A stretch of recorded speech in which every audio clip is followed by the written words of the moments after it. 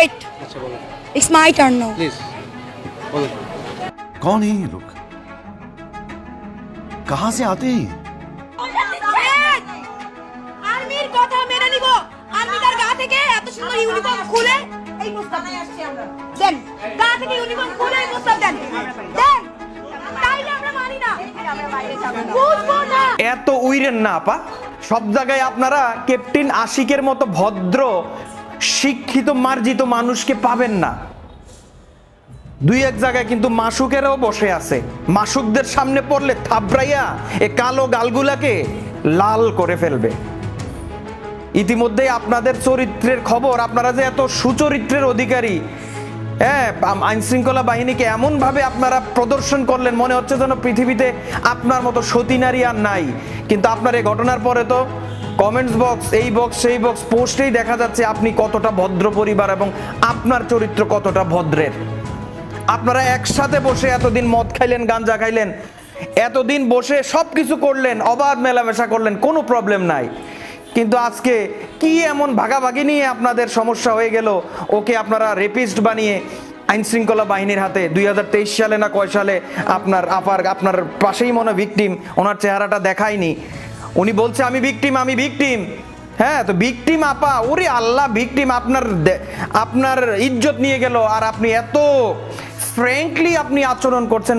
বাবারে, আমাদের মা বোনদের সাথে বিগত দিনে যাদের সাথে এই ধরনের আচরণ হয়েছে তারা তো সমাজে মুখটাও দেখায় না লজ্জায়। আর আপনার কি মা, আপনার তো এমন চেহারাও নাই যে দেখাবেন, কিন্তু তারপরেও দেখাচ্ছেন। মেনে নিলাম, মায়ের জাত, সম্মান দিলাম, কিন্তু আপনারা এমন অসম্মানজনক কাজ করছেন, আর্মির পোশাকটারে পর্যন্ত অসম্মান করছেন। হ্যাঁ, কেন? আপনারা না দুদিন আগে এই বাংলাদেশকে স্বাধীন করছেন, আপনারা না বড় গর্জন করছেন, এই হচ্ছে আপনাদের স্বাধীনতার লক্ষণ। স্বাধীনতা অর্জনের চেয়ে স্বাধীনতা রক্ষা করা কঠিন।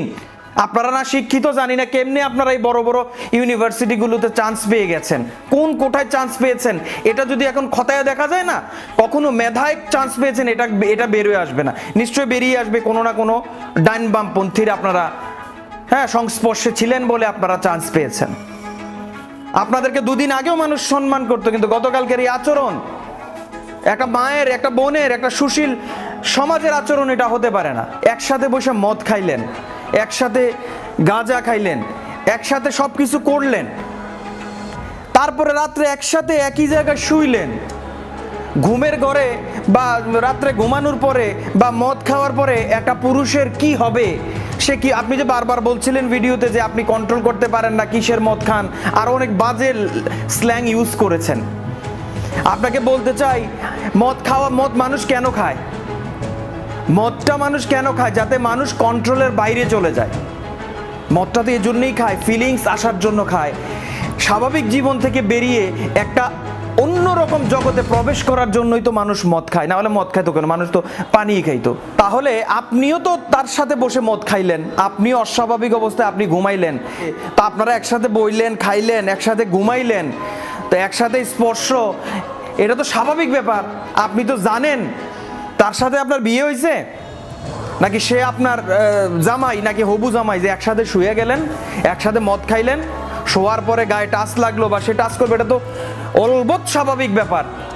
কিন্তু এই স্বাভাবিক ব্যাপারটাকে আপনারা এখন হঠাৎ করে, হ্যাঁ, এটাকে অন্য কাতারে নিয়ে এতদিন পরে এখন থানায় এনে তার উপরে এই ধরনের আসল কারণটা বলেন না। এগুলো বাদ দিয়ে আসল ঘটনাটা আপনারা বলেন, আমি আশা করছি আপনারা ন্যায় বিচার পাবেন। কিন্তু আপনারা আসল ঘটনা, আমি জানি না অন্য কোনো ঘটনাকে ধামাচাপা দেওয়ার জন্য এই কাহিনী করছেন কিনা। আমার কাছে এমনটাই মনে হচ্ছে যে আপনারা অন্য কোনো একটা ঘটনাকে ধামাচাপা দিবেন, এই কারণে আপনারা আজকে এই ধরনের একটা ঘটনা ঘটিয়েছেন। তবে বেঁচে গেছেন আশিক সাহেবের মতো একজন ভদ্র ক্যাপ্টেনের কাছে পড়ে, না হয় আপনাদের চামড়া ওরা রাখতো না। আর বর্তমান সিচুয়েশনটা একটু কন্ট্রোলের বাইরে, 2-4টা দিন যেতে দেন, তারপরে আপনাদের অস্তিত্ব বিলীন হয়ে যাবে। স্বাধীনতা অর্জনের চেয়ে স্বাধীনতা রক্ষা করা অনেক কঠিন জিনিস। ক্ষমতার পাওয়ার 15 বছর দেখায় গেছে না, আর আপনারা 15 দিনে যা দেখাচ্ছেন তাদের পরিণতি আর আপনাদের পরিণতি সেম হয়ে যাবে যদি আগামী দিনগুলোতে আপনারা এভাবে কন্টিনিউ করতে থাকেন। এত এত উইরেন না আপা।